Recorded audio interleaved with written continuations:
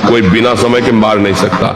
हमारे स्वभाव में हारना नहीं है, बचपन से हारना स्वभाव हमारा, डरना और हारना ये दो हमारे स्वभाव में, चाहे अभी काट डाले जाए पर मतलब स्वभाव में नहीं। जैसे हमको कभी मन डरवाया ना, अब बच्चे थे गंगा किनारे, यार यहाँ भूत है, यहाँ है, वहीं खड़े हो जाते, वहीं रात रुकते, कहाँ भूत है, कौन हमें डर, कहीं कोई डर नहीं, कोई डर नहीं, केवल एक भ्रम।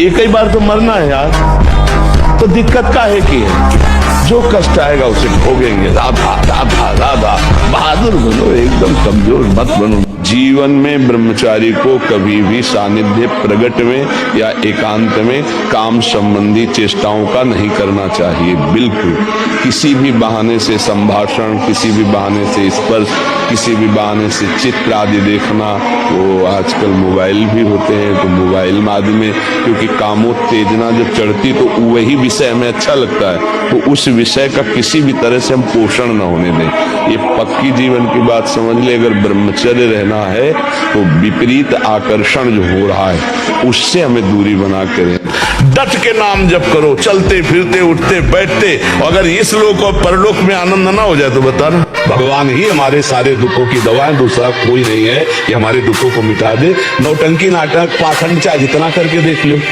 चाहे जितना करके देख लो, कहीं लाभ नहीं भैया।